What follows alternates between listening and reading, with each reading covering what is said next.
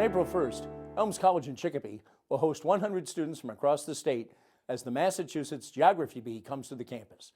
Carolee McGrath spoke with Sarah Duncan, Massachusetts State Geography Bee Coordinator, and Arlene Kowal, Massachusetts Geographic Alliance Co-Coordinator, to find out more about the event. We're going to be hosting the state level, State National Geographic Bee Championship at Elms College in Chicopee, where the top 104 students in the state of Massachusetts will be competing for the state title. And whoever wins the state title on April 1st will go on to Washington, D.C. to represent Massachusetts against 54 other states and territories in the U.S., and we'll see who will become the national winner in May. There are lots of little names from Western Massachusetts. I know St. Stan's in Chicopee. There's a kid competing from there, Wilbraham, Agawam. Yeah. How do these kids get to this final 104 number?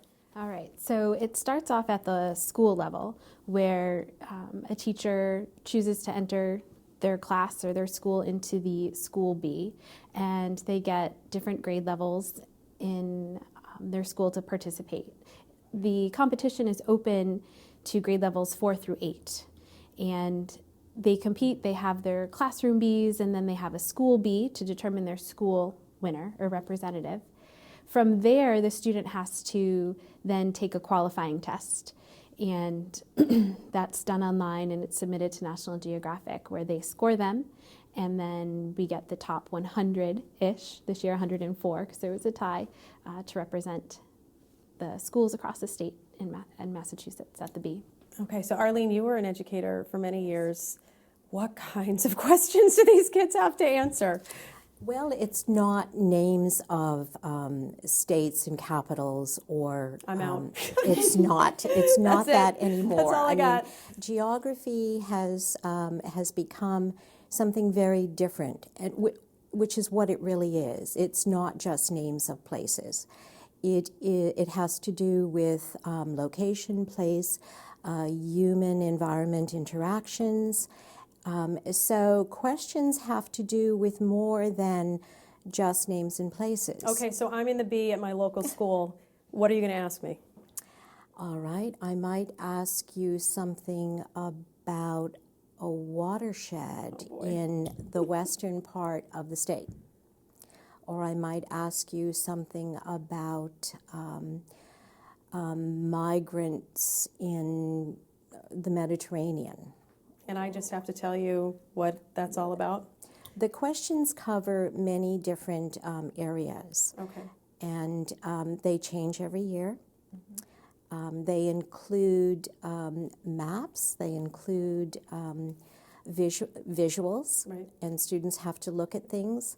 I remember one year you had a choice of skylines, and you had to name the skyline, a city skyline. Give me New York. Could be New York, could be Chicago. Could be New York. Philadelphia, so I think maybe. It's not just places anymore. So Sarah, you're also, you have an education background. You're actually a teacher, 7th grade teacher. You Correct. teach geography, Yes. which is so appropriate. Why is this an important subject matter for kids? Well, I feel it's such an important subject matter because it connects everything, and it connects all the other subjects and connects people.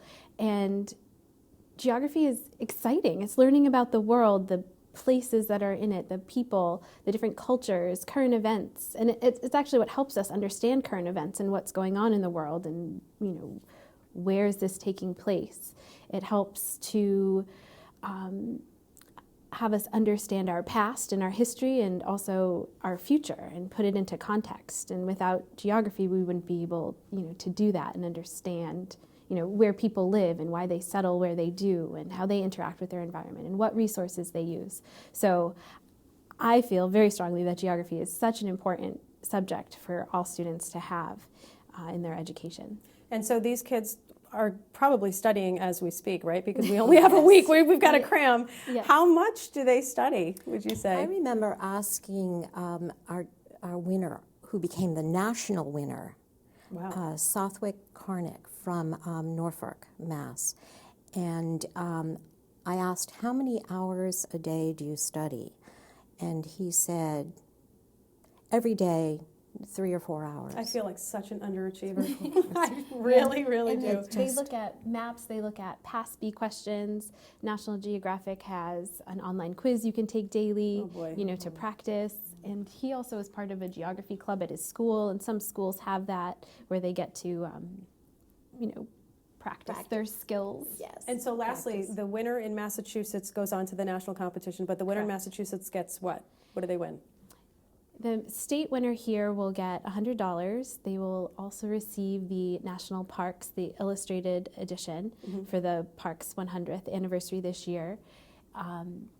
They will get an all-expense paid trip to Washington, D.C. to represent the state of Massachusetts from National Geographic. Right. From Yes. the MGA, they From also... the MGA, Mass Geographic Alliance, we're giving them the National Geographic's World Atlas 10th edition. And then the national winner goes on a big trip.